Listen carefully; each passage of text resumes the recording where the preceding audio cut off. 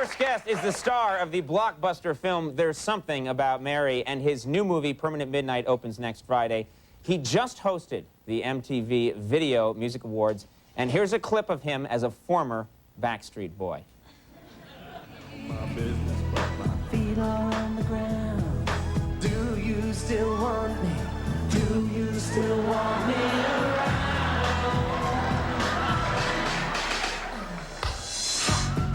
Please welcome Ben Stiller.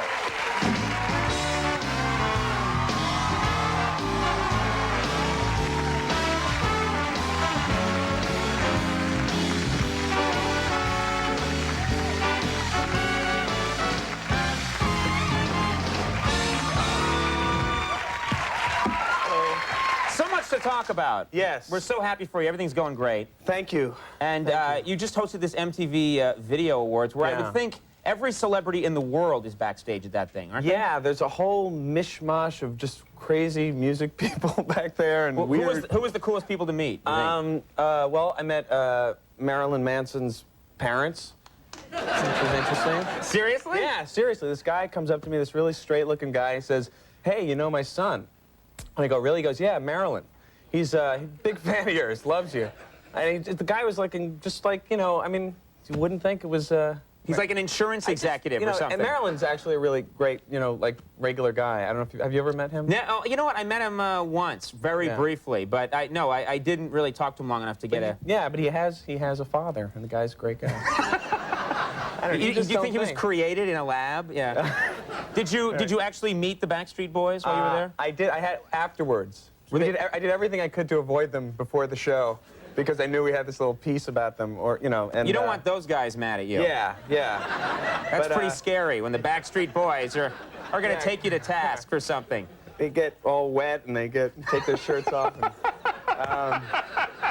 And, you know what always disturbs me in the Backstreet Boys? I think, by the way, you know, they're very nice guys. But that one song, you know, that one, you know, "Oh my God, we're back again." That one where they're all monsters. Has everybody seen that video? I know I sound like an old man, but I don't know what the hell you're talking about. Well, they do a monster-themed video. Anyway, and there's this one, you know, the blonde one, I believe his name is Nick, who's the youngest of the group. I think he's around 18 or 19. Okay, so you're reading the teen magazines now, aren't you? He likes anchovy pizza. No, anyway, but he does that one, there's one line in the song where he goes, "Am I sexual? Yeah." And it just always disturbs me. He's 18, he's asking, wants me to know if he's sexual. I don't know. Anyway. So you didn't ask him about that, though, did you? No. I met Howie Doro, Howie D, and he was great. He was so cool. I mean, you know, because when you do something like that, we also did a little Matt Pinfield takeoff during the show, and so I met Matt during the show. He's the guy who knows everything about rock music and does that show for MTV. Yeah. So he was very cool. So it was really fun. And Shaq was there. I met Shaq. You met Shaquille O'Neal. Shaq. See, I know it's Shaquille O'Neal. Well, I call him Shaq. Well, you're on a Shaq basis with him now. We're on a first Shaq basis with each other, and he was really, you know, I'd met him very quickly at a basketball game, you know, back behind the scenes of the basketball game once, and then so he was about to introduce the band. I think he was introducing Master P or something, and he came up like past my little cubicle, and he goes, "Hey man, how you doing?" I go, "Hi, you remember we met at that?" He goes, "Yeah, I remember," and he gave me this big hug, and I literally come up to like his, you know, lower thigh. So I was like, "Oh, hi, I love you too, Shaq."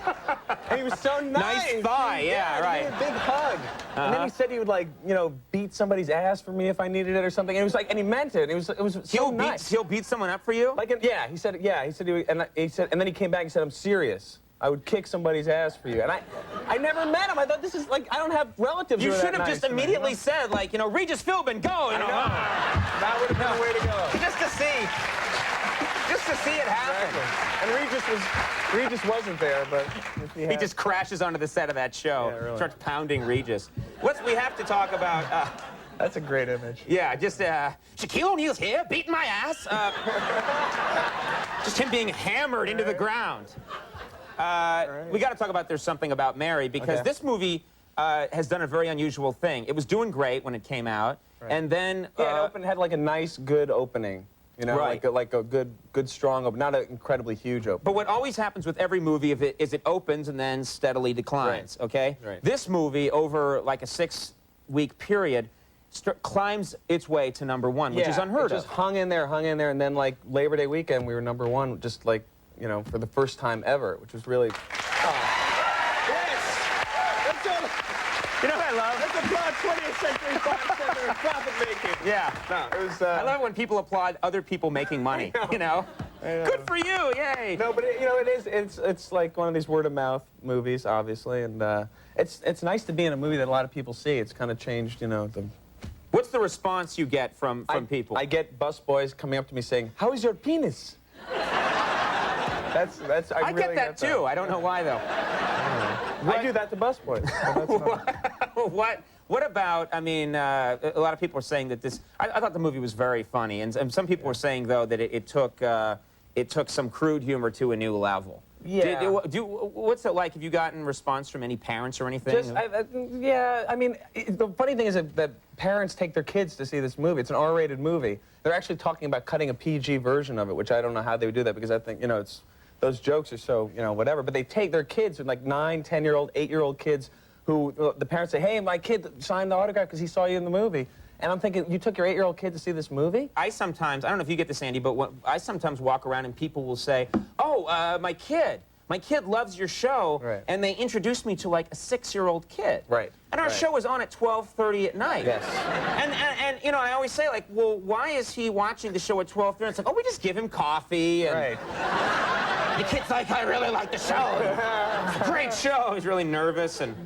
It's a little. It's not right. I think sometimes parents use like movie theaters as just like you know, play areas and like, you know, Right. daycare centers. Just hang out here for a little bit. Now let's talk about, speaking of movies, Permanent Midnight. Yeah. This is a fascinating story. Yeah, this is a true story. It's a very different kind of movie about Jerry Stahl, who's a writer who was a heroin addict, and He's a real guy. This is a real story. real guy, and he wrote kind of a memoir about being a heroin addict and also being a TV writer in the 80s, writing for Alf and moonlighting, and having this crazy addiction, which, you know, we can understand Alf, how that happened. But, so anyway, it's kind of this really, a little bit, you know, it's pretty dark, but it was an interesting, it was a different way for, you know, different thing for me to do, so. Yeah, we should talk about this, because I was interested in it because I used to be a comedy writer. I thought you were going to say you used to be a heroin addict. Okay. I'm sorry. That's just I thought you were going to reveal true. something. Okay.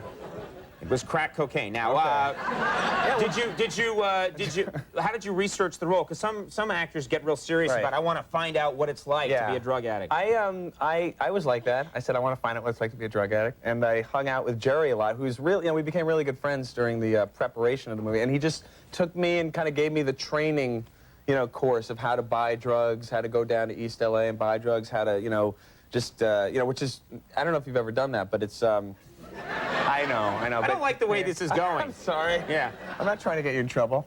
Anyway, but it's just interesting to kind of go into that whole world, you know? Right. You don't just like roll down your window and go, "Hey, senor, some drugs, please." I found out that doesn't work. They don't like that. No.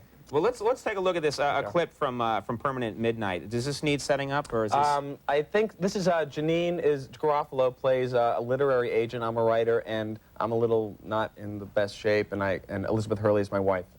Let's take a look. You're a farmer. Hey, I tried calling the house, Joe. I know, that phone. Okay, the ringer's, excuse my language, but it's really, and this place, am I crazy? This place used to be on La Brea, because I'm driving up La Brea, and it's not there anymore. And then the guy tells me that it's over here. Anyway, I'm really sorry we didn't get a chance to, you know, to eat and, Are you hungry? Because the chef's doing a curbside thing now. You can just pull the car up and he'll run out with an arugula shake or something. Are you being... You had too much shake there. Yeah, a little shaked out. You know, we're running a little tight on time here, but I did want to ask, you know, before we go, you've been such a good friend of the show, and you've done so much great stuff here. If you got a chance to see our anniversary show tonight. No. I'm sorry. Good night, everybody. No, listen. I mean, I know, but I'm sure it was great and everything, you know. Yeah. You didn't see it at all. Well, no, I wasn't gonna, like, you know, go out of my way to check out the anniversary show. I mean, considering that, you know, I think just, you know, I don't know who you chose for it. I heard you chose a lot of different people. That I wasn't a part of it.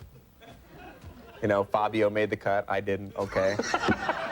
You're talking about we have a montage in the show where we have all the celebrities that have been on the show. I don't know. I haven't seen the show, but I You think clearly have. Yeah, we didn't put you in the montage. I just heard that I wasn't in the show, okay, and I heard that Fabio was, and it's wonderful, it's great. I feel a little strange because I think we had a, you know, there was an agreement, words were, you know, shared at one point.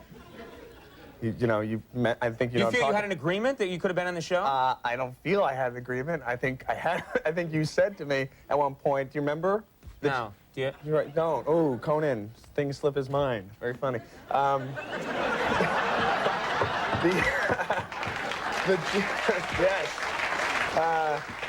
I came on the show with Janine Garofalo, did a little number from Jesus Christ Superstar. That was very funny. Thank yeah. you. And at the end of the bit, you made a comment to me that I don't remember. Should we just roll? Let's roll. Let's roll. Do we Let's see have what that, Liz? happens. Just hanging around back. Just run that if you have it. It's fine, you there. Don't work on it anymore. Paul Disney's coming up. We'll be right back. That was great, man. That'll definitely be on the 5th anniversary show. Really? Good, because that's the only reason I did it. Okay. Sorry about that. Permanent Midnight is the movie. You were right as always. Permanent Hey, you know Midnight. what? Maybe I'll make it to the 10th anniversary show. Like we'll be on then. Exactly. Permanent Midnight opens in select cities this week and nationwide on Friday, September 25th. And congratulations on everything. Thank you very much. Very cool. Ben Stiller, everybody. Famke Janssen coming up. Famke. I'm staying. You are? Wow. We'll be right back.